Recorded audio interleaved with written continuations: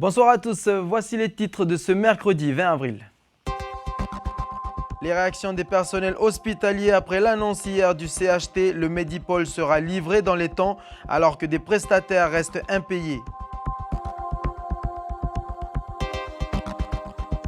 Une nouvelle variété de patates douces débarque sur le pays. Beauregard, c'est son nom, reconnu pour mieux résister aux insectes ravageurs. Et enfin, des rimes, du style et des mots qui claquent. Chloé Yentao a testé pour vous un atelier slam.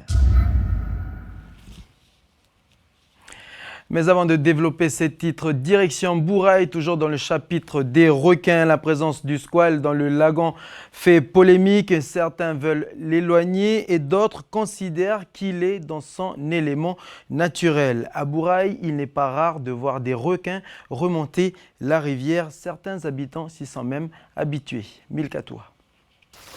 À 2 pas du village de Bourail, Gaëtan a l'habitude de poser ses filets. Ici, à la Nera, un jour, il a eu une mauvaise surprise.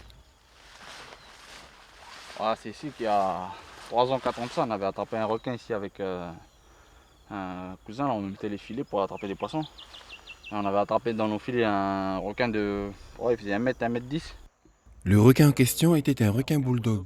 Il est capable d'évoluer à la fois en eau salée, saumâtre et douce. Ce n'est pas la première fois qu'un requin est aperçu dans ces eaux. En 2013, un requin gris d'1,65 m avait été retrouvé. Si ces requins fréquentent régulièrement les rivières, pour mettre bas entre autres, pour Gaëtan, leur présence s'explique autrement. C'est dû les déchets, tout ça. Les mecs qui jettent les ponces de cerf partout là. Il y a des points, on va dire, au bord des routes qui tombent sur la Nera là. Les carcasses de cerfs, les mecs qui nettoient leur congélateur, qui vident tout ça partout.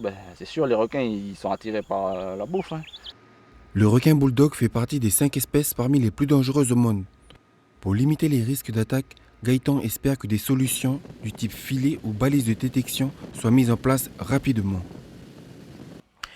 Et pendant que les requins tentent de gagner la ville, des habitants font quotidiennement le trajet inverse Bourail-Poé et plus besoin d'autostop. Désormais, il existe une ligne de bus. C'est une aubaine pour les habitants et vous verrez, c'est bien plus qu'une ligne de transport. Milkatoua. Ça n'était pas facile pour Joséphine de rentrer chez elle après son travail. Mais depuis peu, une solution s'est présentée à elle. La navette, ça m'arrange parce que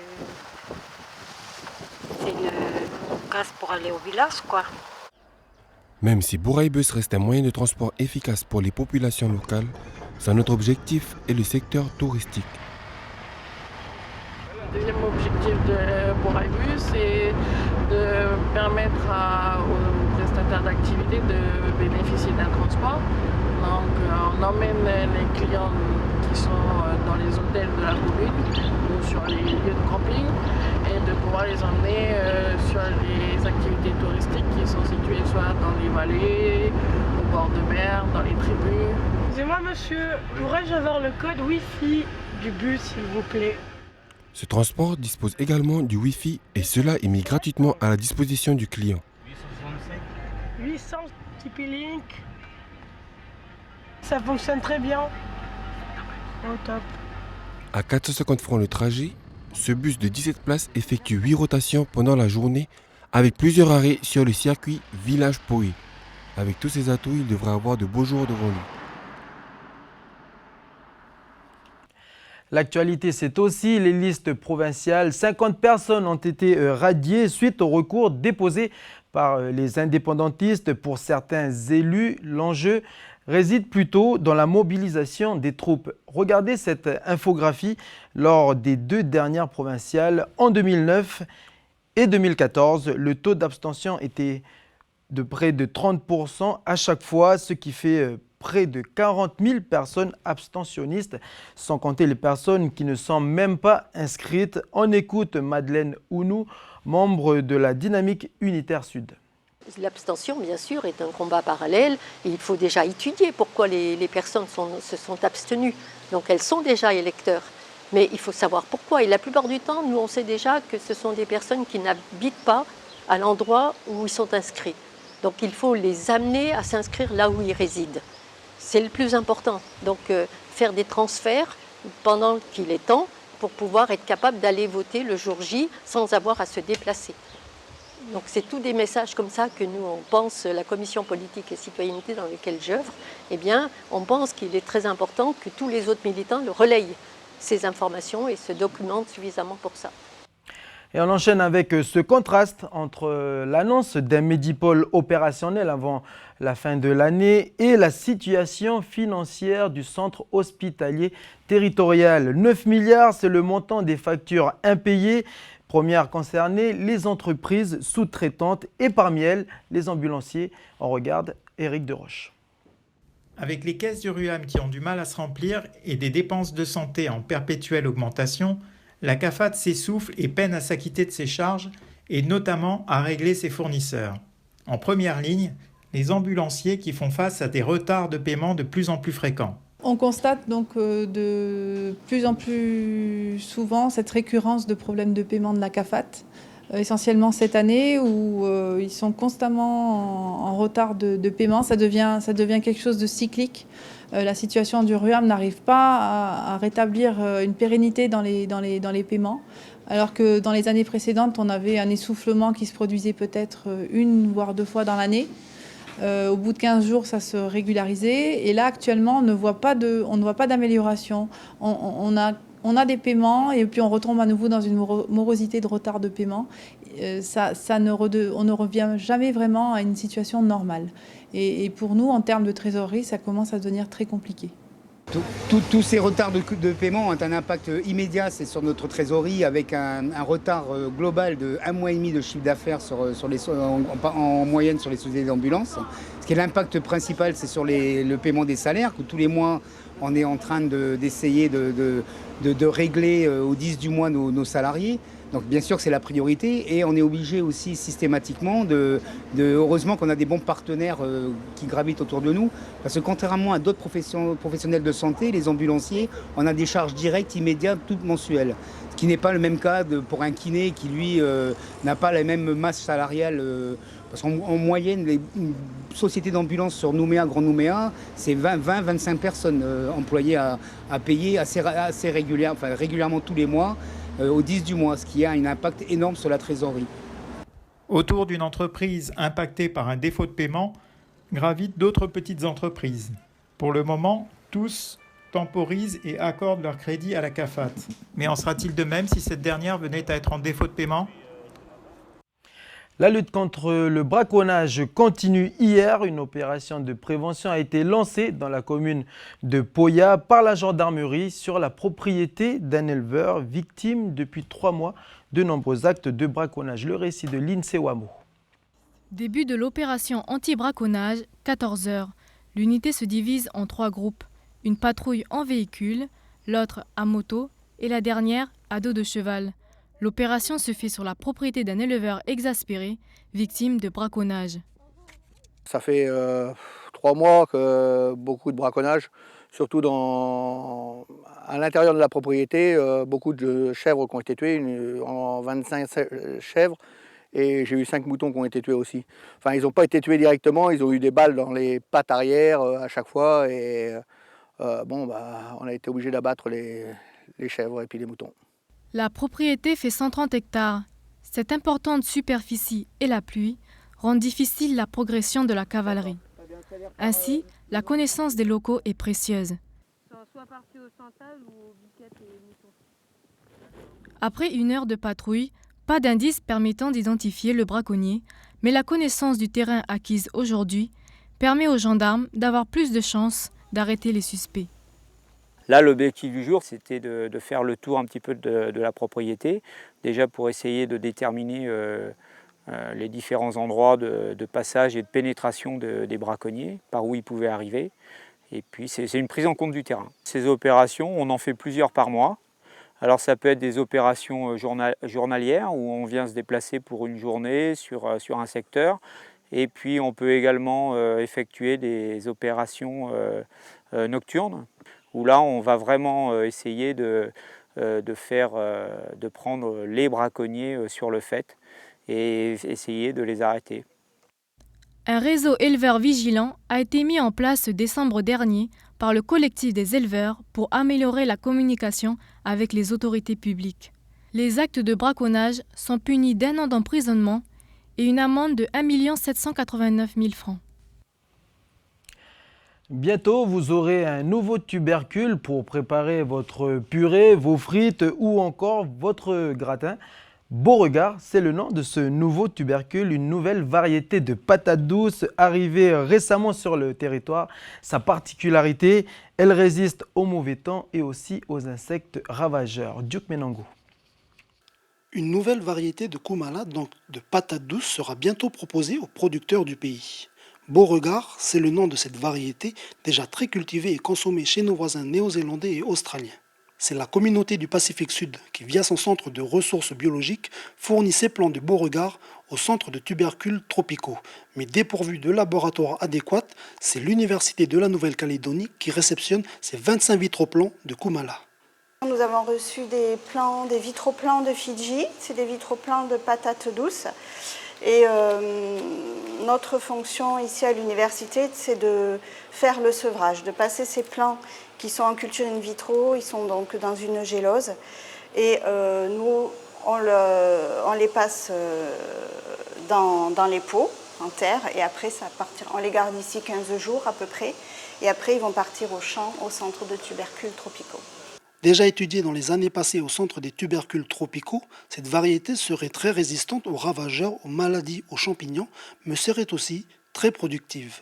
Sur toutes les variétés qu'on a cultivées, il y en avait une dizaine, si je ne me trompe pas, je ne préfère pas dire de bêtises, c'est celle qui avait le meilleur rendement par rapport aux autres, alors qu'on n'a rien changé en termes d'itinéraire technique. Alors que la période n'était pas très clémente en termes d'eau, en termes d'ensoleillement, et elle a donné d'agréables surprises.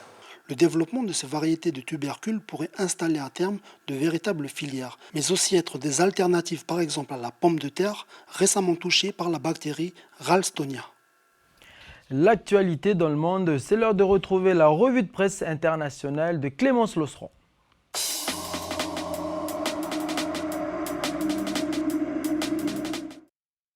Il est millionnaire, ancien homme d'affaires et Premier ministre de l'Australie. L'intention de Malcolm Turnbull de convoquer des élections législatives anticipées est un pari risqué, selon le Sydney Morning Herald. Réforme inachevée, budget en berne, scandale bancaire, son opposant travailliste, Bill Shorten, pourrait y trouver des arguments de campagne. La fourmi électrique présente en Calédonie est au top du classement des fourmis guerrières. Les scientifiques viennent de démontrer son talent pour coloniser de nouvelles régions en détruisant les espèces endémiques, dans l'espoir de parvenir à freiner son expansion. Sydney et Laila, avec 30 autres jeunes de la communauté aborigène de Yeramugadou, ont remporté le premier prix de la bande dessinée en Australie. Avec Neomed, une aventure futuriste qui mélange culture ancienne et sensations fortes. Et on retrouve le web du Pacifique de Prosper Poagou, Stéphanie Marlier et Davinara.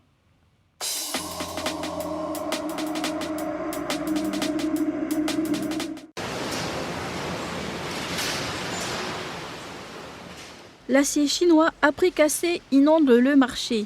Les Américains et les Européens se sont réunis en début de semaine à Bruxelles. Ils accusent la Chine de faire chuter les cours du métal. Depuis un an, le secteur sidérurgique chinois est en surcapacité. En effet, le premier producteur d'acier a exporté 10 millions de tonnes d'acier, soit une augmentation de 30%.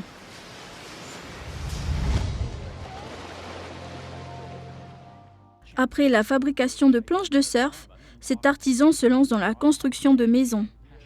Il est à l'initiative d'un projet visant à recycler les déchets en plastique pour faire ses habitations.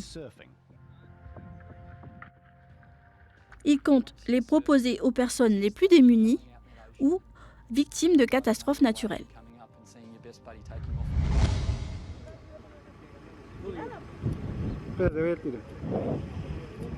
Spectacle de désolation au Chili. 500 tonnes de sardines ont échoué le long des côtes. Les scientifiques pensent à El Niño pour expliquer ce phénomène, mais pour l'heure, aucune mesure ne permet de l'affirmer.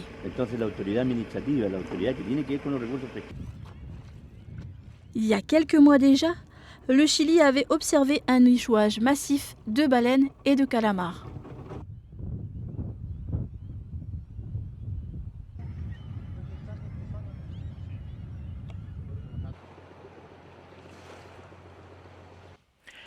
Partagez des mots qui claque. Voilà donc la définition de cet art oratoire qu'on appelle le slam.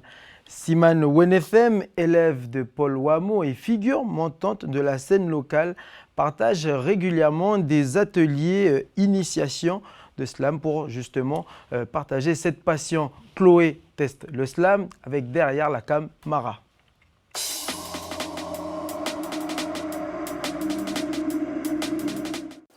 La vie est une chienne qui aboie et qui mord parfois. Ça me fait de la peine, alors je me noie dans le chocolat. Alors je me noie. C'est nul, Chloé. Ouais, t'as raison. Non mais j'ai mal là. Oh, bon, ça va, je sais bien qu'on s'improvise pas slameur comme ça. Heureusement, il y a un cours d'initiation au slam aujourd'hui au doc socioculturel de Païta. Allez, on y va. Bah voilà, je fais des rimes sans même le vouloir. Donc moi, je vais vous demander aujourd'hui de choisir les 3 mots qui vous ont marqué ou qui vous ont touché, que vous avez aimé. Ça peut être le nom d'une activité, d'un sport, d'une personne. Pendant la quinzaine de hip-hop, c'est ça? Voilà. Ok. Je voudrais que vous trouviez 2 mots qui riment riches avec chacun de vos mots. Donc je rappelle, pour trouver des mots qui riment ensemble, il y a une technique la plus facile, c'est utiliser l'alphabet dans sa tête. Donc on met une syllabe, la syllabe qui nous intéresse. Tout à l'heure, c'était quoi? C'était heure. C'était cœur, peur. Donc A plus heure, ça fait heure. On ne sait pas, ça ne veut rien dire. B et heure, ça fait beurre. On a déjà un mot qui arrive. Alors Chloé, comment tu t'en sors? C'est pas évident quand même. Qu'est-ce qui te plaît toi dans ça? C'est jouer avec les mots? Qu'est-ce que c'est? C'est une sorte de poésie en fait. C'est de la poésie. C'est de la poésie, c'est du chant, c'est a cappella. Et moi, mon petit coup de cœur, c'est le fait que ça me rapproche de ma culture de l'art oratoire. La coutume. Parce que étant petit, je voyais beaucoup des coutumes où les grands-pères rentrent dans des personnages pour raconter des histoires claniques ou donner des coutumes. Et moi, j'ai l'impression de me rapprocher d'eux quand je fais du slam. Le slam, c'est ma muse, cela m'amuse, ma tête fume car ça fuse, car je n'ai plus la culture de ma tubercule. Donc je break, je danse, mais comme le corps s'use, je slame encore, bla ma ruse. Slam et breaker à bon entendeur, je suis un braqueur malgré les hauts et les bas, hauts les cœurs, je prends la vie à bras le corps, je sors l'étendard, étend mon arme, elle détend mes larmes. Entends le nom de mon arme, utile pour mon art. Un stylo à billes qui retranscrit mes bulles quand j'ai les boules, quand je suis à bout. Un stylo hostile qui esquisse, un top style, c'est esquisse, c'est trop kill, mais tranquille, kill, tron, c'est pas à toi que je m'en prends. Faut pas que tu te méprennes, faut pas que tu confondes. Mes amis et mes ennemis, c'est dans mes envies que je vous emmène. La technique d'écriture de poser à la fin des rimes, ça va donner un rythme dans notre diction, dans notre lecture. Voilà. Donc tu me fais des microphrases et tu finis tes microphrases par les mots qui riment. Partage à tous les âges, pour ceux qui ont la rage. N'oubliez pas que le slam, c'est pas que l'écriture, c'est surtout l'expression. C'est la déclame. Je suis un enfant qui aime l'environnement. Je suis peut-être différent, mais je suis comme tous les gens. Méchant, innocent. La fierté est un mot-clé que les anciens ont inventé. La fierté est située en Afrique chez Mamémé, vers la mer Méditerranée. Quand je plane, même au sable, quand ça claque, à l'attaque, c'est le moment. Des fois on monte. Pour tous les âges, pour ceux qui ont la rage, qui ne croient pas au mirage, une initiation qui sonne comme une invitation à déclencher les passions. Sacrée mission.